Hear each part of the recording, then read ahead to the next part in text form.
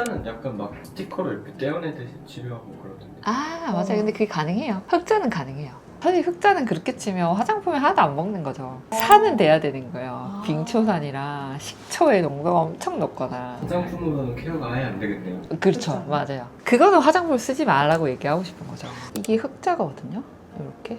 이게 레테리찌라고 해서 돌기가 있는데 이 길이가 다 다르잖아요. 그래서 이걸 점점 짧게 만들어주는 작업이에요. 흑자를 제거한다는 건. 홈케어로는 안 되기 때문에 무조건 레이저를 해야 되고, 나중에 이게 크기 성장을 하거든요. 수평적으로. 그럼 처음부터 이게 생길 때 크기가 작고 이 발이 짧으면 빨리 제거되겠죠. 그래서 흑자도 크기가 작다면 빨리 제거될 수 있다. 사실 이거는 오래 두시지 마라. 커지고 깊어지면 레이저 횟수가 많아지니까. 어떻게 생긴 거를 흑자라고 하는 거예요? 이렇게 동그랗게 생긴 경우를 흑자라고 해요. 정말 이렇게 동그란 도장을 찍어 놓은 듯한 느낌? 동전 모양 같이? 우리가 일광흑자라고 얘기를 하긴 하는데, 이런 경우에는 레이저하고 이렇게 옅어지지만 돌기가 깊게 있던 부분들은 이렇게 남아 있어서 다시 그거를 제거하는 작업을 해요. 집에서 뺄 수 있는 방법이 너무 위험하죠. 엄청 고농도의 산을 묻혀서 뺄 수는 있는데 부작용을 감당해야 돼요. 피부가 너무 많이 파여서 흉터가 생긴다거나 색소 침착이 생긴다거나. 그 위험을 감수하지 말고 흑자는 레이저로 빼셔라. 김이랑 다르게 흑자는 병원에 바로 오는 거. 맞아요. 색깔이 진할수록 레이저로 빨리 빼겠다 생각하시면 좋을 것 같아요. 대부분 나이가 좀 있으신 분들. 근데 흑자가 20대, 30대에도 생겨요. 이거는 정말 자외선 때문에 생기는 거다 보니까 햇볕을 많이 보면 20, 30대에도 잘 생겨요. 유전적인 그런 거랑 전혀 관련이 맞아요. 이거는 유전적인 거랑은 조금 관련이 없는. 자외선 차단을 잘 해주면 재발 확률이 좀 떨어지는 거죠. 병원에 바로 오는 게 좋다고 하셨어요? 네. 레이저로 이렇게 똑같이 치료를 하게 돼요? 맞아요. 레이저로 치료를 하는데 흑자는 제거가 잘 되는 레이저다 보니까 이 치료하는 방법이 되게 다 다양해요. 레이저로 어블레이션이라고 해서 깎아버리는 방법이 있고요. 레이저가 두 개가 있다고 했잖아요. 그러면 롱펄스로는 우리가 굽는다라는 표현을 하거든요. 예쁘게 가피를 따뜻한 열로 구워주는 거고, 그 다음에 큐스위치는 걔를 이제 강하게 망치로 부서뜨려서 이제 없애는 건데 가피가 생겨요. 딱지라고 얘기를 하죠. 그렇게 해서 이제 일주일 뒤에 피부가 회복되면서 이렇게 떨어지면서 이제 탈락되는. 딱지랑 같이 이렇게 싹 없어지는. 맞아요. 듀오덤을 붙여놨다가 너무 또 빨리 떨어지면 색소가 진해질 수도 있고 부작용이 생길 수 있으니까 덮어두는 거죠. 딱 뗐을 때 같이 쑥 떨어지는 경우가 대부분 흑자. 이게 거기만 항상 가려야 되거든요. 거기만 컨실러로 열심히 가려야 되는데 그 작업을 계속 매일매일 해야 되죠. 근데 그게 떨어지고 나면 엄청 좋아하시죠. 엄청 드라마틱할 것 같아요. 맞아요. 진짜 그것도 꼴보기 싫죠, 그게. 그냥 뭐 흑자나 주근깨는 치료할 때 엄청 쾌감이 좋죠. 되게 드라마틱해지니까. 흑자 같은 경우는 그냥 들었을 때는 치료하는 게 막 엄청 어렵거나 그러지는 않을 것 같긴 한데 신경 써서 하시고 계시는 부분들이 있나요? 일단은 첫 번째는 흑자는 하고 나서 생각보다 이 붙이는 듀오덤에 알러지 반응이 있는 분들 되게 많거든요. 딱지가 앉았을 때 그걸 잘 보존하는 방법은 최대한 딱지가 오래 붙어 있게끔 하는 거거든요.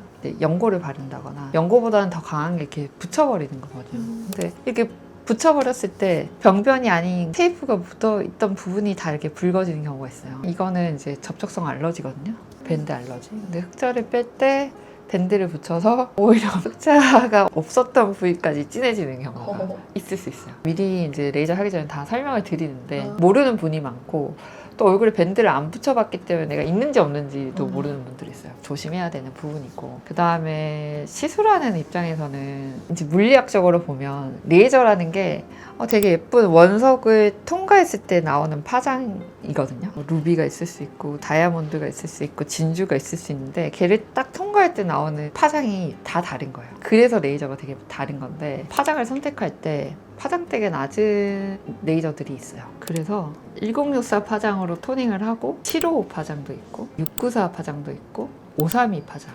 파장이 이렇게 조금 짧아지면 피부에 손상을 많이 입히지만 그 까만색 표피에 잘 먹으니까 잘 사라질 수 있는 거죠. 근데 대신에 여기 보면 헤모글로빈에 이렇게 흡수도도 같이 파장이 짧아질수록 높아지거든요. 혈관 주변에 손상을 시키면 이제 염증 반응이 잘 생겨요. 그럼 이제 색소 침착이 잘 생길 수 있는 거죠. 그래서 파장이 짧아지면 색소 침착이 잘 생길 수 있다. 그리고 파장대별로 망치로 만들어도 되고 라이터로 만들어도 되니까, 라이터로 만들면 당연히 열 손상이 더 크니까 또 이것도 색소 침착이 많이 생길 수 있는 거죠. 그래서 이거는 시술하는 사람도 주의해야 되고 받는 사람도 주의해야 되는데 파장이 짧아지고 열 데미지로 치료를 하면 색소 침착이 더 오래 갈 수 있다를 좀 주의를 해두시면 이 병원에 어떤 레이저가 있나 홈페이지 이렇게 보면서 또 내가 받을 장비는 어떤 건지 특성을 한번 물어보면 이제 좋을 것 같아요. 흑자에 더 빨리 반응하고 더 강하게 반응하는 거는 파장이 짧은 레이저인 거예요. 맞아요. 대신 색소 침착이 더 남을. 맞아요. 강하게 빼면 좋아질 확률도 되게 높은 거죠. 대신 부작용은 조금 맞아요. 오래 남을 수 있다. 맞아요. 그래서 부작용이 생길 군과 아닌 군 그걸 고려해서 레이저를 선택하는 건지 시술자가 해야 되는 거예요. 그럼 환자가 레이저를 선택하는 게 아닌 거네요. 그쵸. 사실 레이저를 선택하는데 저희도 많은 고민을 해야 되는데 색소를 제거하러 오신 분이 파장대 그런 특성의 레이저까지 선택해야 된다? 그거는 색소를 제거하려고 오는 분에게 너무 많은 짐을 지우는 것 같기는 해요.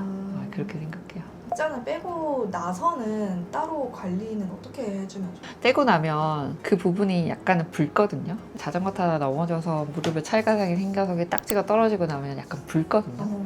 그래서 그 상태에서 재생크림을 좀 많이 발라주긴 해야 돼요. 원래로 회복이 되려면. 근데 사실은 젊으면 모든 걸 극복해요. 그러니까 20대 분들은 뭐 떼고 집에는 로션만 바르셔도 사실은 좋아지는데 이게 되게 슬프게 저도 늙어가고 있지만 그게 잘 안 되면 붉은기가 너무 오래 간다거나 붉은기로 인해서 또 염증 반응이 안에서 일어나면 다시 흑자가 아닌 색소 침착이 생길 수 있다거나 그럴 수 있어서 이제 자외선 차단 잘 하고 그다음에 좀 유분이 많은 크림을 좀 발라주면 좋다 해당 부위에. 성분은 어떤 거 있는 걸로 골라야 돼요? 그래서 일단은 저희는 흔히 많이 들어가 있는 게 EGF거든요. 성장인자가 안에 들어가 있어요. 세포가 잘 재생되게끔 이렇게 신호를 계속 보내주는 역할을 하다 보니까 EGF가 들어간 걸 쓰면 좋고 저희 같은 경우에는 인체 제대열 세포 배양액이라고 해서 그게 들어간 이제 재생 크림을 추천을 드리거든요. 그럼 이것도 똑같아요. 피부가 빨리 회복되게끔 도와주는 물질이 들어가 있는 걸 쓰면 좋죠. 재생크림은 양은 안 바르는 건 상관없어요? 네, 재생 크림을 많이 발라도 좋죠. 그래서 우리가 기억하면 또 좋은 게 색소 침착이 잘 안 생기는 부위가 있어요. 이마, 코, 유분이 많은. 그 다음에 여기 나비존. 근데 여기서 멀어지면 좀 잘 생겨요. 특히 이제 기미가 잘 생기는 눈가 주변, 그 다음에 턱 라인. 건조한 부분, 입 주변. 만약에 이런 데 색소를 제거했다. 그럼 여기는 정말 더 많이 발라줘라. 여기는 몸 안에서 유분이 어느 정도 방어를 해주니까 괜찮고.